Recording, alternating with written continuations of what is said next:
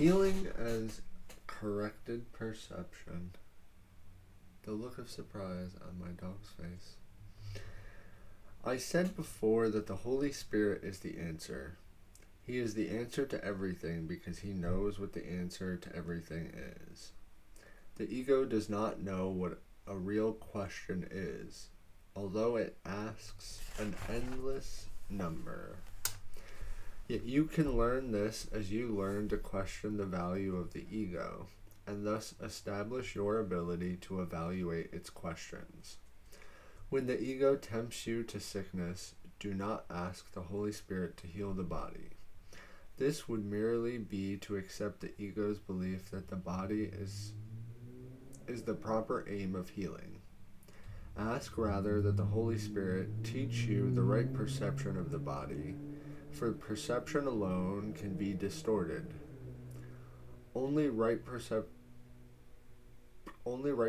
of the body, for perception alone can be distorted. Only perception can be sick, because only perception can be wrong. Wrong perception is the wish that things be as they are not. The reality of everything is totally harmless, because total harmlessness is the condition of its reality. What is what it is. It is also the condition of your awareness of its reality. You do not have to seek reality. It will seek you and find you. When you meet its conditions are part of what it is, and the part only is up to you. The rest of itself, you need do so little because your part is so powerful that it will bring the whole to you. Accept then your part and let the whole be yours. Wholeness heals because it is of the mind. All forms of sickness, even unto death, are physical expressions of the fear of awakening. They are attempts to reinforce sleeping out of a fear of waking. This is a pathetic way of trying not to see by rendering the facilities for seeing ineffectual. Rest in peace is a blessing for the living, not the dead, because rest comes from waking, not from sleeping. Sleep is withdrawing. Waking is joining. Dreams are illusions of joining, because they reflect the ego's distorted notions about what joining is. Yet the Holy Spirit, too, has use for sleep, and can use dreams on behalf of waking if you will let him.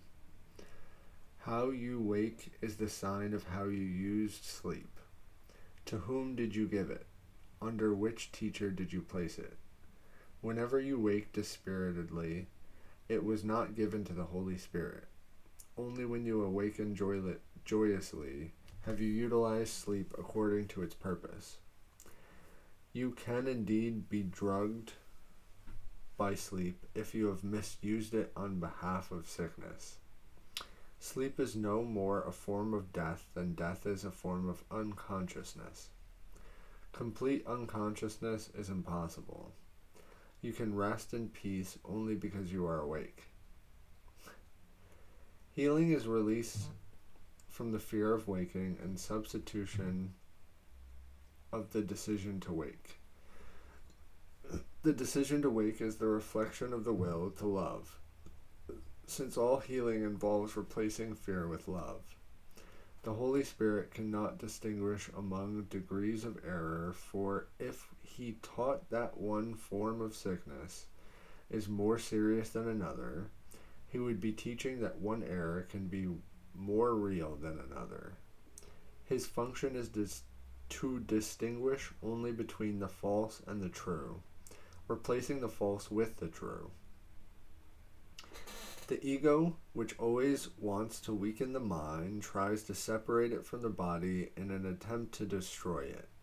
Yet the ego actually believes that it is protecting it. This is because the ego believes the mind is dangerous, and that to make mindless is to heal. But to make mindless is impossible, since it would mean to make nothing out of what God created. The ego despises weakness even though it makes every effort to induce it.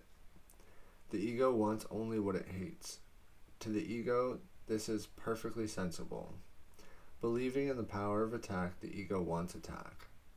The Bible enjoins you to be perfect, to heal all errors, to take no thought of the body as separate, and to accomplish all things in my name.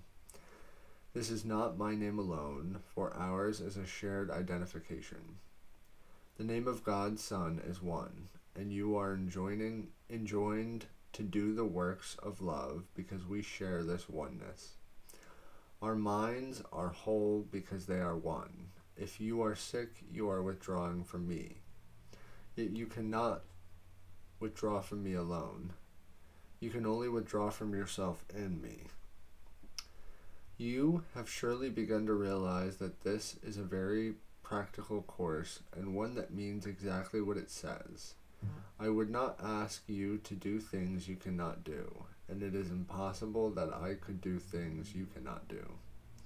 Give this, and given this quite literally, nothing can prevent you from doing exactly what I ask, and everything argues for you doing it. I give you no limits because God says none upon you. When you limit yourself, you are not of one mind, and that is sickness. Yet sickness is not of the body, but of the mind. All forms of sickness are signs that the mind is split and does not accept a unified purpose. The unification of purpose, then, is the Holy Spirit's only way of healing. This is because it is the only level at which healing means anything. The reestablishing of meaning is a chaotic thought system. It is a way to heal. The reestablishing of meaning in a chaotic thought system is the way to heal it. Your task is only to greet the conditions for meaning, since meaning itself is of God. Yet your return to meaning is essential to His, because your meaning is part of His. Your healing, then, is part of His health, since it is part of His wholeness.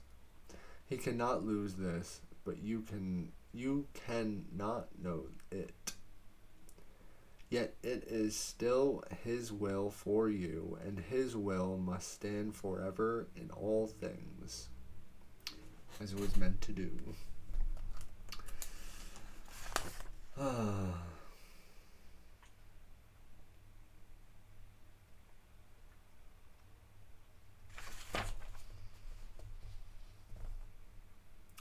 Yeah, resting in peace. Like, people will use... I've said it, and I don't know a better way to explain it. But, like, the fear of death stops people from doing things because, like, you're just afraid of the what-ifs. But the what-ifs are, like, well, what if you die? That's the what-if. You're afraid of death in that, and then they are connected.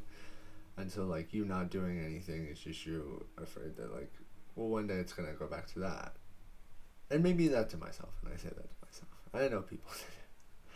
He's here. But it shouldn't be like that, right? Like, we're supposed to be doing stuff here, and we should be more excited to be here. And maybe it should be more exciting, but it's still, again, at the end of the day, up to us to do.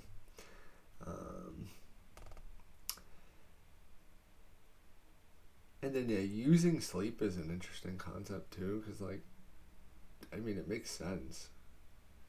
Like, if you're not using your body correctly when you're awake, who's to say what you're doing when you're sleeping? And then when you talk about the ego doing things unconsciously, well, if it's doing things unconsciously while you're awake, what is it doing when you're asleep, right? And you don't even know. Like, we don't even know what dreams really are, right? Do you even... My goodness. It's...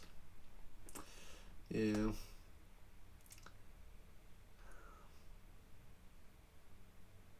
Well, it's not for me to worry about. It's all figured out. What's next on the agenda? The acceptance of the atonement. And, well, I'll see you kitties next time.